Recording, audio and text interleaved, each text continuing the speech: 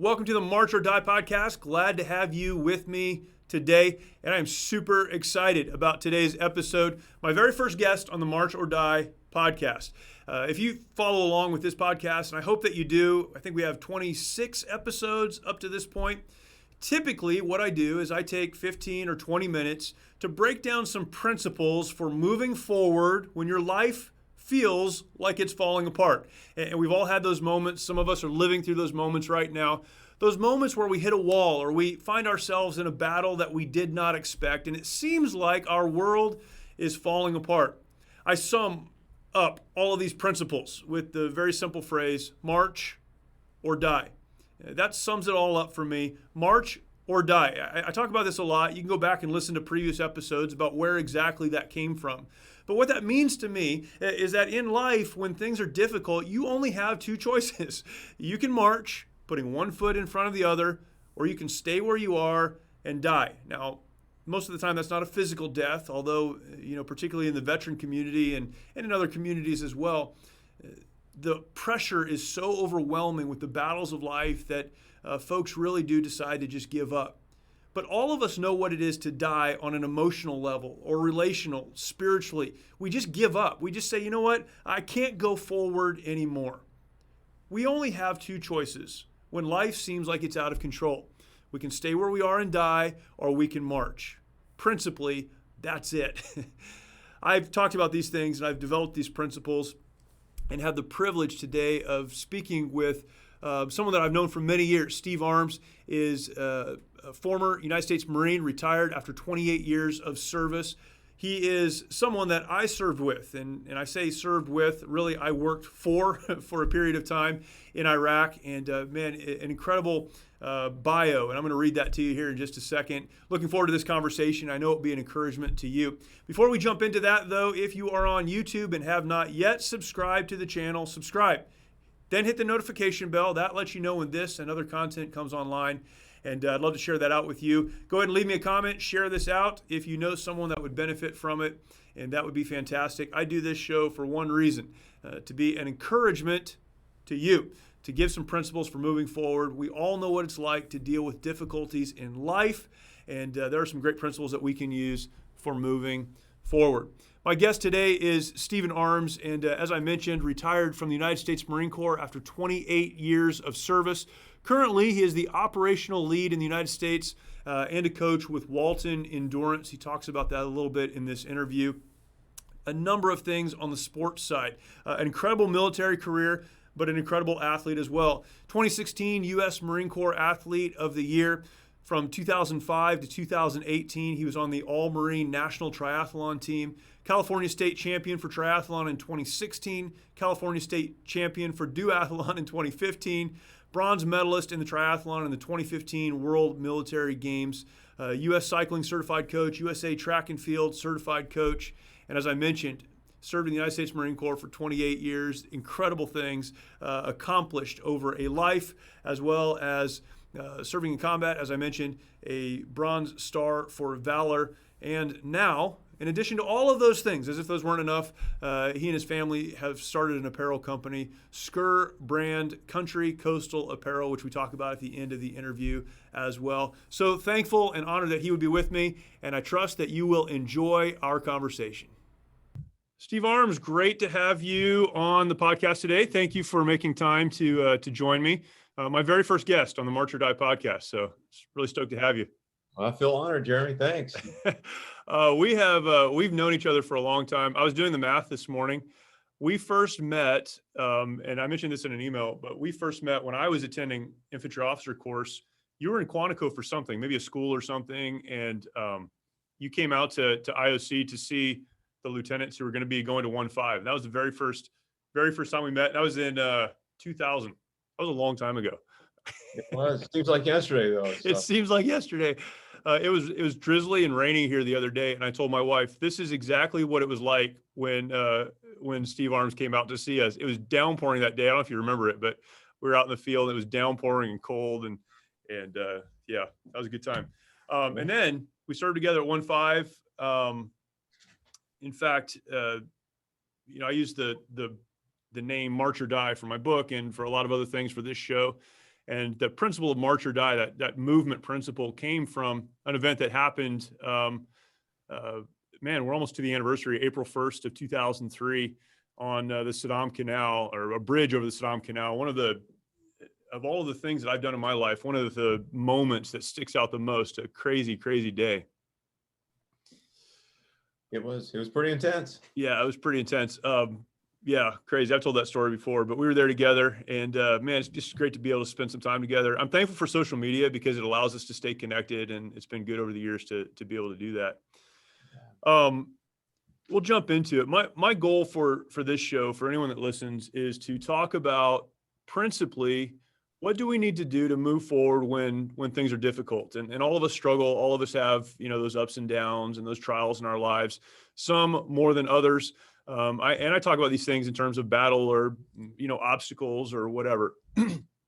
One of the things I forget to do sometimes, though, is talk about the importance of reflecting on the good things that have happened in our lives. And your career is incredible by any measure. Your life and your career have been unbelievable. 28 years in the Marine Corps, served in a number of capacities, from combat to command, and all of the things that you did there. Professional athlete, incredible sports career, athletic career. I know one of the highlights for you has been coaching your sons in sports and some of the things that they've done. We'll talk about some principles for moving forward, but what are some of the highlights over a long career of both of those things, and parenting and being a husband, and some of those moments in your life you'd say, I would never want to not have those included in my history? Well, I mean, outside of marrying my bride of 28 years and Yeah. of course, my two boys, I think the other big one is just simply being a Marine. I mean, because of the experiences that we all go through as Marines, and that brotherhood and that bond that you have. You mentioned we're coming up on the anniversary, and it's talking to you this morning, Jeremy. It's like we never left. I mean, we're back on the Saddam Canal, getting ready for that attack. It just the time does not make a difference. And so I think being a Marine, and honestly, the experiences that we face, you just don't see that anywhere else. And I was thinking, off the top of my head here, of a couple incidences that you just wouldn't experience anywhere else. Outside the Marine Corps. 5-man reconnaissance team going in for a 24-hour mission. LZ is a frozen lake. Helicopter breaks through the ice. You survive that. You get out of the helicopter, and the blizzard of a century comes in. You're stuck on a mountaintop for nearly 2 weeks with 1 day supply of food, and your batteries run out for your comm. To being in a 53, doing some mid-air refuelings, and they hit the fuel thing, and the fireball goes down the aircraft, and it's a hard landing. To what we experienced in Iraq. I mean, those are things that you look back, they're terrifying at the time, but you look back on them now and you're like, all right, things could always be a little bit worse. So, Right. So being a Marine to me is really defined, and I set things up for the rest of my life as far as one of those highlights, and something I'm extremely proud to have been able to serve. It's crazy that we can look back, and all those incidents you just described are something that would be considered traumatic by any standard, probably. It's funny that we can grow through those, and sometimes on the other side of those become our best memories because of what took place, how bad it was, and the process of overcoming on the other side. And I think we miss that sometimes. The struggle sometimes really is the thing that propels us forward, and the things that we won't forget. Sure. How important is, and whether this is on the the military side or on a sports side, how important is it for us to reflect, to look back on the difficult times that we overcame, or just the good things that we've been able to experience in our lives? I feel like we can become so overwhelmed with the trials and the difficulties of life that we don't stop long enough to go, you know what, it has been worse and it could be worse. Or I've experienced some wonderful things in my life, and I'm very thankful for that. This is not that bad. How important is that process of reflection? Well, I think it's absolutely critical, whether it's the after action from a military mission, or breaking down a race where you didn't perform as well as you thought you could perform. But I think that reflection and that looking back is absolutely critical, to make things better moving forward. And I think it really kind of comes down to two buckets, if you will. There may be some more, but for me, it's really events that have happened, and then your upbringing. And I don't mean just as a kid. I mean all the way through your life. And I think with the event side of things, for folks that can experience hardships, I think it gives you a perspective that you may not have had you not gone through that hardship. But I think it also gives you some compassion and understanding for others that may be going through a difficult time, and that are struggling. And when you're faced with tough times in the future, I think you can reflect back on, how bad it is compared to a past experience, and you survive that. So use those coping mechanisms to move forward in present day. But I think it gives you empathy for others that, okay, I've been in a similar situation as you, and you kind of have a better understanding of that. So, I mean, fortunately we got back from Iraq. I left 1-5, it was a second deployment. But fortunately, the next duty station I went to, I had folks that were 1-5 with me at that second duty station. And it wasn't only a similar type shared experience, it was the same shared experience. Right. Whereas other folks, left and they didn't have that support network there. So to reflect back upon, and I think having, if it's not the same experience, a similar type experience for an event is absolutely critical. But I think it's also the upbringing. I mean, the Marine Corps is a perfect example of, we come from all walks of life into the military, but we bond together and become a brotherhood. So, and just looking, my wife versus myself, and coming up as a kid prior to the military, she came from Davis, California, college town. Her dad was a doctor, professor. The normal track for a kid in Davis, California was, you go to high school, you go to college. In that town, probably 99% of the people have college degrees, most have masters, a lot have doctorates. My upbringing, where my family's from, in the Appalachian region in the Southwest or Southeast United States, in North Carolina and Tennessee, that was not the typical path you did. And right. that, Ireland and Scotland. I mean, it's all a tough place to grow up in. But for me, that was normal. If you wanted something, you went and worked for it, and you, no quarter was given and no quarter was taken. I mean, you fought for it, and you were successful. Yeah. So both experiences are different. Both are good in their own ways. But I think understanding that folks come from a whole different variety of backgrounds, and there is an ability to change. If you're not satisfied with that environment, you can change it and move forward. So, and I think anybody that's been through boot camp or officer candidate school and served at least, a tour in the Marine Corps, I think we all have the tools to be successful. Otherwise, we never would have gotten through that entry level pipeline. So, and then you start adding on all the experiences that you have throughout that time in the service. I think that those really help. That coupled, with faith, can really give you something to reach back on in your toolkit to move forward. Yeah, that's awesome. I think of when I think of mentorship, and I talk about mentorship and teachers, you're a coach now professionally, and really that's kind of an extension, I think, of what you've done in your career probably. But I think about the influences in my life, how we were brought up. My dad was, tremendous influence in my life, still is. I know you talk about your dad often as well. And I'm so thankful for that influence. but I was raised in a, very conservative Christian home, ended up in the Marine Corps. I had no context at all for that. And by God's grace, I ended up at 1.5 because it was an amazing experience. And I ended up, Cal Worth, he was my CO, incredible Marine Corps career. But I mean, day one, I met him. My platoon was out in the field. He was just checking in. And he said, your platoon's out in the field. I said, that's great. I guess I'll see them on Friday. He said, you will see them tomorrow morning because you're going to meet them.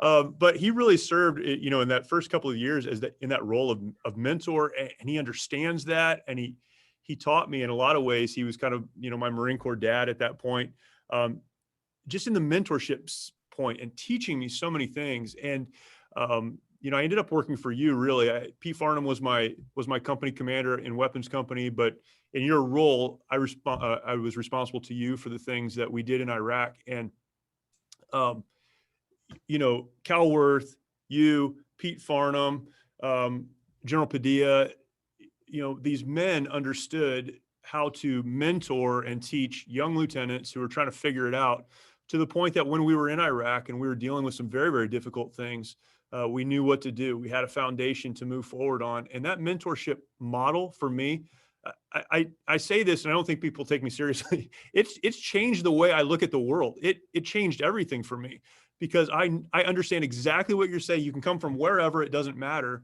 But if there are some strong people in the world, in your life, that are willing to invest in you, there's no reason you can't be successful.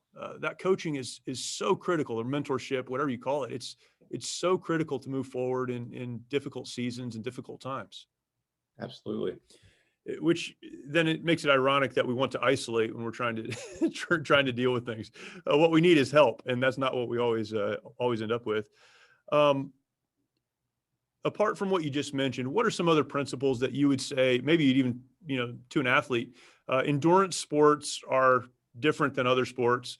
I messaged you about a month ago. I signed up for an endurance event, and man, every day I regret signing up for that event. It's going to be great. I'm looking forward to it. It's going to be amazing, but it's different. And that's, you spent your whole life in endurance sports and now coaching endurance athletes. And then, in combat and those things. Apart from what you just mentioned, what are some other principles that you would say are critical for moving forward? Well, and you bring up sports, and especially endurance sports. I mean, in Colonel Dunford at the time used to talk about,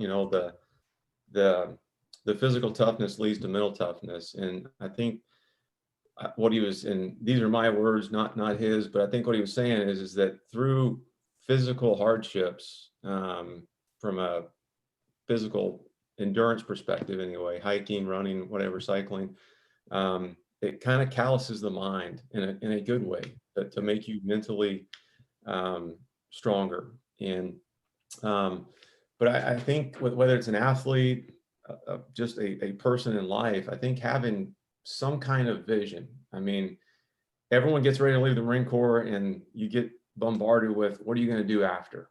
And that's probably the hardest question, because I mean, you don't know clearly what's going to happen, down the road. At least I didn't, but you kind of have a vision. And I guess an analogy I've used in the past is, in 1988, graduated high school, wanted to go into business. So entered college as a business major. That's a pretty broad perspective of business. 2 years later, because I like the artistic side of drawing and creating things on media type things, advertisements. 2 years later, it was marketing advertising. But that same year, in 1990, I started working for an advertising marketing firm as an internship. And while the work was awesome, and what I thought I wanted to do, looking around the office, there wasn't a team there. And I've been a part of team sports my entire life. So, and not long after that, the selection officer came around talking to the guys, some of the guys on the team. And I thought that might be the team that I was looking for, because after college, what concerned me was, in 2 years, I wasn't going to have a team that I'd known really my entire life. So, So in a 4-year period, I went from being a guy who's going to go into business, probably in the LA area, to going in the Marine Corps as an infantryman. I mean, those are Yeah. about as far apart as you can get, Right. Right. And then um, even fast forwarding into 2016, I didn't expect to spend more than probably 3 or 4 years in the Marine Corps. But that teamwork and that bond kind of just it kind of kept going down that path. But in 2016, I'm going to retire. And that was my plan. I'm going to retire. I'm going to go into high school sports and be a coach.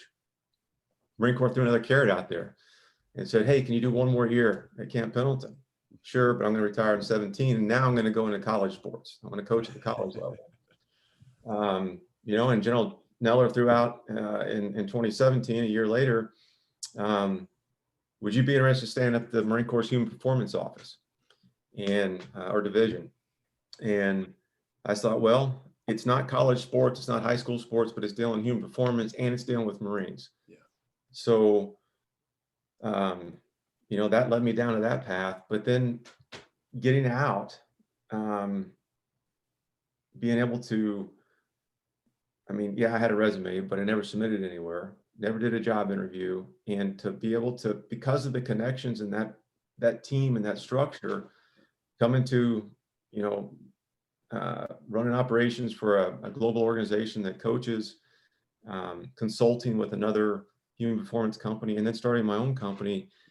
That was not, in 1988 to today, that was not the roadmap that I would have laid out for myself. So I think the critical piece is that regardless of what you're in, just kind of have a vision of where you want to go. And it may not be exact, and you may not like it, and you'll divert and go to something else, but the wider you can cast that net out, and the larger support network, groups, organizations, whatever it is that interests you, do a lot of different things and then find your way. Looking at some of the Marines, we had 1-5 with us. They're doing, Van Buskert's running his own business up in Virginia. Jeremy's got his own gym down in Texas.